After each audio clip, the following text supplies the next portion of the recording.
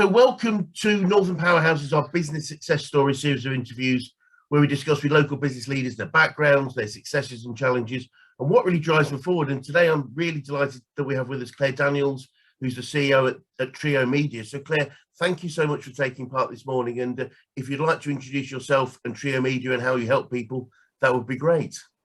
Yeah, it's a pleasure. Thank you for having me. So first of all, as Chris said, my name is Claire. I've been the CEO of Trio Media for the past 3 years. And Trio Media is a digital marketing agency that help businesses with new websites, SEO, PPC, social media content creation, but really anyone who's looking for help to get more from the digital marketing. That's really the gap that we help to fill. I didn't found the business. I came and got involved 4 years ago, but it was set up 5 years ago. And I then bought out the founding directors once I was kind of making my stamp on the business. So yeah, my background is traditionally in client-side marketing, working in strategic marketing roles, head of marketing, marketing director positions, predominantly in the tech industry, and working with international teams. So I kind of bring that into Trio, and I've understood, the difficulties of what it can be like managing an agency. So that's how we like to do things different, because I know what it's like sitting on the other side of the table, so we can really relate to the clients, and put ourselves in their shoes. I would think that's really, really valuable, because I can imagine in some cases people don't really understand how it might work and how you can help them best. So I guess it's, they use the term, poacher term gatekeeper, I guess is a similar term. But yeah. So if you could tell us a little bit about your background and how you got into business and why this one particularly. Yeah, so I mean, I studied marketing management at university, and I chose to do that because I was like, I need to study something I can get a job in, and it seemed like business, but a bit exciting and a bit creative. And so I've just worked my way up in marketing across my career. I was a bit of a job hopper at a time. I don't think that's a bad thing. I know it carries a lot of stigma, but I think you've got to do that to progress sometimes, to get where you want to go if companies that you work in aren't providing that progression. Yep. So worked my way up, and as I said, kind of head of marketing at a couple of tech companies in Leeds, and really kind of made my stamp on my career when I was there. It was actually a unfortunate turn of events that led me to where I am today, as fortunate as I am now to be here. So actually almost 5 years ago, my brother passed away, and so I actually quit my high flying marketing job. I was really struggling, so I just quit with no job to go to. I thought, I'll set up my own business or something, but I just couldn't deal with the stress and pressures of work. And then it was during that time out that I came and started helping at Trio Media and doing some consultancy. And then, once I was feeling back kind of ready to go at it again, I had the opportunity to buy out the founders, which I did, so that I could take the business forward. And so over the past few years, we've seen phenomenal growth. On average over the past 2, we've had 40% growth year on year of the business, even through COVID. It didn't really impact us, but that's the benefit of being in the digital space. A lot of people recognizing the importance of the digital marketing more than ever. So it's been quite a journey, but really fortunate to be where I am today, and we work with some amazing clients, and I have an absolutely phenomenal team. There's 12 of us now, and just continuing to grow as much as we can. That's the plan for the next few years, is just growth. Wonderful. Sounds great. And yeah, it's interesting coming through the whole COVID situation. There were so many, obviously there's so many challenges, but there are so many opportunities as well. And people like yourself, just seeing that opportunity and grasping it. But where I think we did some podcasts early doors when COVID hit, really just to help and show people that, business was still going on, if that makes any sense. But it's great to hear stories of such significant growth, 40%. Wow, that's quite amazing. So when you were growing up, is this sort of always what you wanted to do, or did you have another career in mind? Yeah, absolutely not. I mean, I went from wanting to be a actress to wanting to be a fashion designer to wanting Brilliant. to be a journalist. So, you know, when I picked my GCSEs, I was going to be a fashion designer. So I did textiles and art and French because, you know, I was going to be in Paris all the time selling my my designs. Wonderful. And then when I picked my A levels, I picked English and media studies because of the, you know, wanting to be a journalist. And then it was only really, so I hadn't done anything business related. And actually, I was talking with a colleague the other day. I didn't use a computer at school because you only used it if you were doing an IT or business lesson. So I didn't use computers at school at all. But then when I was picking what I wanted to do at uni, I thought, what can I get a job in? And I was torn between doing events management or marketing management. But marketing is absolutely made for me. You know, you don't see many people that actually do go into the field that they studied at uni. You know, people diversify so much, but it's absolutely, it's me through and through. You know, I love the creativity, I love the strategy. You know, I'm really organized. I think you need to be super organized to work in marketing as well. And it's just something different every day. So it's, yeah, I absolutely love it. Brilliant, brilliant, wonderful. And sort of looking backwards, what would you say some of the biggest issues you've had to overcome over your career? I think in the early days, I've always been super ambitious. So as I mentioned, I was a bit of a job hopper, which was frowned upon, especially by recruiters. But the first ever company I went to work for, there was, the marketing team was all set as like product managers, and so they did the marketing for, it was a kitchen and bathroom manufacturing company, and there was a product manager who'd been at the company 10 years who was waiting for the marketing manager to leave so they could step into that role. And I thought, I'm never going to do that. I can't do that, you know. And I've kind of seen how not to do it. You know, I thought, I'm not prepared to wait 10 years for someone to leave to be able to get a role that I want. So I knew at that point I was going to have to kind of fight for what I wanted. Obviously, when you're young and female, there are challenges in people thinking whether you're up to it. So definitely tackling gender biases along the way and age biases. You know, when I went into Smoothwall, who was the tech company that I worked at for 3 years, I was the youngest member of the senior management team. In a few years whilst I was there, I almost doubled my salary because I was fighting for being, you know, taken as seriously as everyone else, and I managed to do that through the work that I showed. So there's always, you know, just having to prove yourself a little bit. I'd say that's the biggest challenge. But I think when you go through enough obstacles and enough challenges, and you go through it so many times, you get that belief in yourself that then becomes unwavering. So it no longer matters about other people's belief in you. You don't look for that external validation because actually you're able to give yourself a pat on the back for everything that you've achieved. So yeah, I think definitely in the early days it's getting people to believe in you, because sometimes you need that behind you. And so that's something that is really ingrained in me now, and how I manage other people is like giving them that belief in them, because I know how important it is when you're trying to get somewhere. Brilliant, mate. Yeah, absolutely. And through that period, what would you say some of the biggest things you've learned in business or even in life? I think kind of carrying on from that, so to be your biggest supporter, you know, it's one of the things. So I also have my own podcast, and one of the things we spoke about recently was self-awareness and you know, the value of that. And I think you only get there with time, like being able to actually reflect back on yourself. And you know, conversations like this, I don't think many people would sit and go, what have I learned, you know? And you know, 100% every experience you've been through has shaped you. You know, I definitely think a number of experiences I've been through have shaped the manager that I am. You know, I have yet, over my 7-8 years of managing people, I have never had someone resign on me. So I've yet to lose a member of staff. So I really pride myself on being a great manager and a great leader. And that's through experiences of seeing how it shouldn't be done a lot of the time. So yeah, definitely learned that. And then just along with, I mean, honestly, taking on an agency, I've been paid really high salaries to work in strategic marketing roles, client side. You come into an agency and you realise I was like, I knew nothing.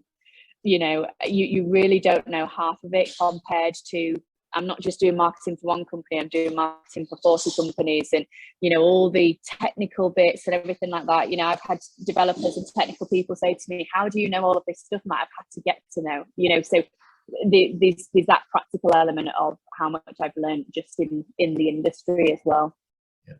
Yeah, amazing. And you probably we're a coaching organisation. I wonder who would be the best coach you've ever worked, you know, you've ever had, and why, whether that's business or life or sport. I mean, I'm really inspired by both my mum and dad. Like, they've always been really supportive. My mum was a stay-at-home mum who totally believed in me 100%, and then my dad went out to work, and I always saw you have to work really hard to get what you want, you know. So that was a good kind of sound space for me to go out from. But then I've definitely had some supporters, you know, in past roles that have really helped me. So my old manager at Smoothwall, Gav, and then also the CEO at Smoothwall, Michael Marks, both really believed in me. And when you do have people that do that, so it was less about them coaching but supporting. Yep. You know, I wouldn't say I've necessarily had the role of a coach in my life, but sometimes all you need is just a bit of support, and then you can do the rest yourself. I do also just want to apologise in case you can hear any background noise at the moment. So yeah, hopefully that's not too disruptive. It's all good. Yeah, nothing's coming through particularly strongly, so it's all good. Okay. Thank you. No, that all makes sense. Sometimes that's all we need, isn't it? Just that little bit of support, someone to believe in us. And I think, as I say, you know, doing a lot of coaching as we do, it's picking the right form of coaching at the right point. Because sometimes it's people, you know, it's support. Other times it might be encouragement or helping people find the right way. Or sometimes it's just saying, look, I think maybe, you know, this might work for you. But it's whatever works. But over and you know what? Just on that point, if I can jump in, Chris, please. I've never felt probably more in need of a coach than now, because as you're making your way through your career, you have, you know, managers, leaders above you, you have people support around you. Whereas when you make it to the top, you know, I run my own business, there's no one there as a sounding board to, you know, bounce ideas off. I mean, I am lucky to have some friends that I've made who are in a similar position, and I make sure we speak to each other and help each other out. And, you know, when one of us is struggling, the other one isn't, so you can offer a bit of advice. I just had that this morning with one of my friends. We've been sending some voice notes to each other to kind of encourage each other when we're having a tough time. But yeah, I think when you get to a certain position, it does get lonelier because there aren't as many peers in the same area. And I think that's when having a coach could potentially become really valuable, and it's something that I've been more open to now than probably ever would have been before. Brilliant. It is that thing that, you know, it is quite lonely at the top, and we can't share things with, you know, challenges we have. We can't really share them. We don't want to share them, take them home. We don't necessarily want to share them with our team because that might cause instability in a team. So just having, you know, that sort of somebody that I like the phrase an unreasonable friend. So it's somebody that cares, but cares enough sometimes to ask difficult questions and give support. And as you said, so no, absolutely wonderful. Have you picked up any sort of quotes or sayings that you fall back on in any sort of particular times? I'm trying to collect as many as I can. If you'd have pre-warned me this, Chris, I could have brought you a list. I mean, I love a quote. So I daily will have a new quote that I spew out to the team. It's what they know me for. But now that you're going to put me on the spot, I definitely won't be able to remember any of them. The first one that comes to mind, I mean, this is a bit of a life quote, not just kind of business, but it got me through my hard times, and I use it to help others with theirs, is so far you've survived 100% of your worst days. So you're doing great, you know. So when it feels like times are hard and you're struggling, you go, but I've survived, you know, and that's all you need to do in certain situations. So yeah, I really love that one. but then, you know, one I've been using a lot recently with the team was like, get comfortable with being uncomfortable. You know, everyone wants growth, they want change, but then people also like to be in a comfort zone a lot. So, you know, we're pushing for a lot of growth at the moment. We're actually, as a business, going to the 4-day work week. We're joining the official UK pilot. So, wow. Yeah, there's a lot of change going on. We're currently moving office, and yeah, people don't like the unrest. So I try and encourage them as much as possible to get comfortable with being uncomfortable. Brilliant. Great praise. I mean, you know, because growth typically happens outside our comfort zone. That's exactly. And growth comes with a level of pain. It typically does. And it's just being comfortable with that. But I love the first one as well. I think that's absolutely super. I've not heard that one before. So thank you for that one. I've not heard either before, but that one, yeah, resonates quite a lot. I think that's great for, especially as you said, when we're going through difficult times. It's that looking backwards and knowing where we've come. And it's interesting, Claire, because I often, when I am coaching people through difficult challenges, is when we get through them is literally saying, look, know what that just felt like. Know how bad it felt, and then how good it felt to get through it, because it'll probably feel bad again at some point, and that's okay. And you know, you got through it. So thank you. I'll take that one. So thank you so much for that. You're very welcome. I mean, I didn't make it up, you know, but I found it probably on a Pinterest board one day, but it resonated so much, and I use it so much in life, you know, and it really does help. Wonderful. Super. So talk about learning things. What have you learned about yourself over your journey? I've learned that I am stronger than I ever thought, you know, I could have been, and that actually nothing can stop me if I don't let it. You know, I think a lot of people are self-limiting, whereas actually when you start saying to yourself, I can do whatever I want. I mean, I am very much, I believe everything is in my hands, you know, so I will make it happen for me if I want to do it. You know, I'm not going to rely on other people or external factors. So yeah, I think the strength comes from that. But also, I'm sure this is a quote as well, but I'm going to ruin it because it's not right. But you know, they kind of say something around like the more you know, the more you realize you don't know. And I think you definitely get that. Like probably when I was early 20s, once I was like good at my job, I thought I knew everything. Whereas you get to this point, like, wow, I've learned so much over the past few years. There's so much more to learn, and there's so much that I don't know. So, you know, but I think that comes down to that self-awareness piece that I mentioned to you. You know, you start becoming more self-aware of your own strengths and weaknesses, and I think there's a lot of power in that. Yeah, it was. I read somewhere that Lord Tony Benn and Anthony Wedgwood Benn, as was the MP, when he left Parliament, the last few years of his life, he used to lecture at universities quite a lot. They used to invite him in, and apparently he used to start all his presentations with the fact that we all wake up in the morning knowing less than we knew the day before.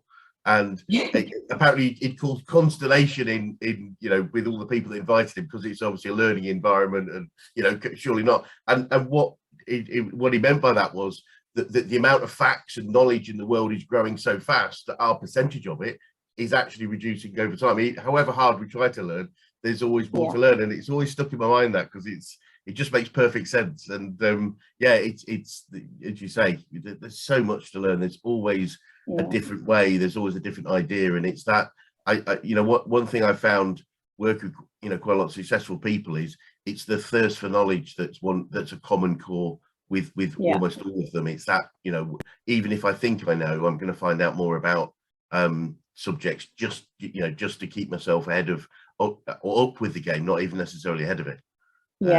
And we've got a kind of someone close to the family, a very successful businessman who sold his business, and I'm assuming he's a multimillionaire. Obviously he doesn't talk about it, but he did very well. And one of the things he says is he wishes he knew when he was younger to like invest in his education and stuff, you know, and not even talking about like as a teenager or in 20s, but when he was in business in his 30s, you know, he kind of said, wish I knew at your age. how important education would be, and maybe he could have made smarter decisions back then. So even though he's achieved a phenomenal amount, people still look back and say, well, actually, if I'd have invested in myself more and acknowledged I don't know everything, then where could I have been? Yeah, great. So looking forward to now, what does the future look like for you and Tria Media, and what would be some of the challenges you might face, if any? I think the challenges will definitely come as we continue to grow. I absolutely intend on growing this into a large business, a predominant agency in Leeds and beyond. So opening offices in different cities, both nationwide but also internationally, working with larger clients. And we've got such a close-knit team, such a great culture. And I think as the business grows, retaining that culture will be one of the biggest challenges. How do we make everyone still feel like they're part of something special, and that they have a voice? So that's something I'm already aware of that could be a challenge for the future. And also kind of protecting the team, whilst we probably strive for bigger and bigger clients, I don't want that to be at the detriment of job satisfaction with people, big clients who might be too demanding or too difficult. So it's getting the right balance, because I care about people so much that, I'm not going to put profit above the people, for example. But one thing I'm looking at doing is getting B Corp accredited, and they look at that triple bottom line of people, profit and planet. So that is very much aligned to where I am personally. I really care about people, really care about the planet, and care about profit. So but we're just looking to continue growing. It's all happened very organically at the moment. So next steps will be looking at how we accelerate the growth further, and achieve everything that we want. But ultimately, one day it will come down to an exit. I had originally set a plan probably far sooner, and then I was like, why would I do that? I absolutely love what I'm doing, so I want to do it for as long as I love it, and then I'm sure put a plan in place once I want to go off and do something else. Brilliant. Yeah, no, I'm sure you will. I think I do find a lot of people see exit as the end, and rather than the next step, if that makes any sense. And I think it's what's really key, because I've helped quite a few people go through this process, is being really clear what the other side of exit looks like. Because with driven people, and most people that are successful have a level of drive, is that it's like, well, if the other side of exit is just stop, that isn't me. And it's sort of what could it be? And it's quite fun. I mean, it's quite a fun exercise to really think about what life looks like at some point in the future, whatever it may be. But as you say, if we love what we do, why would we stop? I mean, that makes perfect sense. But going back to something you said about culture is I think, and not necessarily with you, but I mean many people that think growing could risk culture. If we get too big, the culture can go, because we've probably seen organizations, large organizations, that have a culture they don't live by, if that makes sense. So they state this is what we do, and that's not the evidence. But what I've seen over time is that many companies grow because they focus on their culture, not despite focusing on culture, if that makes any sense. And our job is to focus on, if we keep the culture right, we'll attract great people, whether they're team, whether they're customers. And for me, it's actually very strong culture and values should be central to marketing. It's like who we are. This is who we are. If you like who we are, this is you should be working with us, whether that's as an employee or as a customer, or even as a supplier. And if you don't aspire to our values, probably not, and that's okay, because there's plenty of people to go around. Yeah, brilliant. 100%. Super. So just a couple of things, I guess, as we sort of wind up. What would you say to anyone that was thinking of going to business right now? Do it. You've just got to do it. Honestly, what have you got to lose? And really challenge what you think you have to lose. Obviously, some people, if you have no money, you've got family to feed, whatever, but I think there are a lot of people who will hold themselves back, but just because their own thoughts get in the way. Whereas like there's no better time than now. You know, you've just got to do it and give it a go, because you'll regret not doing it more than you would ever regret giving it a shot. Brilliant. Love it. I'm totally aligned with that, Claire. Thank you. And if you started your business again, is there anything that you do differently? Yeah, I mean, obviously it's a funny one, because I didn't start the business, and I'm actually very privileged, I would say, in that sense, in that someone else went through that really tough first year of setting up a business, and I got to kind of come in and wave my magic wand a little bit. You know, I also think people shouldn't shy away from that. You know, if you've got opportunities to do something like I did, it's not as clear cut as if you start your business. You've got to start from scratch in your living room, whatever. You know, there might be opportunities to where you want to be. You know, I 100% would call myself an entrepreneur. I definitely have an entrepreneurial mindset, even if I didn't found this particular business. So, yeah, in terms of things I would do differently, I don't know really. I am someone who I never like to have regrets, you know, and I think we are where we are for a reason. So I don't tend to look back, you know, and I don't carry something thinking, oh, I would have done that totally differently. So I don't think there is anything, to be honest. And that's great. I sort of feel the same, because I think ultimately, if we like where we are, then, you know, we're here because of all the decisions we made and actions we've taken over time. And therefore, you know, if we're happy where we are, then that's great. So totally agree. So finally, and what would be the best advice you could give to an 18-year-old you if you could go back and do so? Work hard at what you want. You know, don't expect opportunities to land on your lap. You know, you've got to go out and get them. I think this is really important actually for genuine 18-year-olds who are listening. You know, the world of work has changed, and absolutely. I know that with the rise of social media, so many young people look at, you know, the Stephen Bartletts of the world. Oh, he was a multimillionaire by the age of 26. Like, that's what I'm going to be. But they don't realize that that's 1 in a million, you know, and there's all these other people grafting, making what they want out of their own careers. So, you know, don't compare yourselves to others, and work hard and stay in your lane and focus on it. But it's not going to happen overnight. Brilliant. Very, very wise words. And so Claire, that's really, thank you so much. That's been really interesting, really inspiring. And I'm sure we'll continue to see the growth that you've achieved so far continue into the future. And maybe it would be wonderful maybe to circle back in a year or so and just see what the next level of Trio Media looks like at that point. Yeah, I would love to do that. And thank you so much for having me on. It's always a pleasure to have these opportunities to share my story, and I hope it helps to inspire others. So yeah, I'm kind of really open and approachable. So if anyone listens to this and wants to get in touch, you know, you can reach out on LinkedIn or come check out Trio Media. We have a lot of people who will contact us, want to come and get involved, do some work experience or whatever. So whatever that may be, feel free to get in touch and see if there's any opportunities. Brilliant. Thank you so much, Claire. Amazing.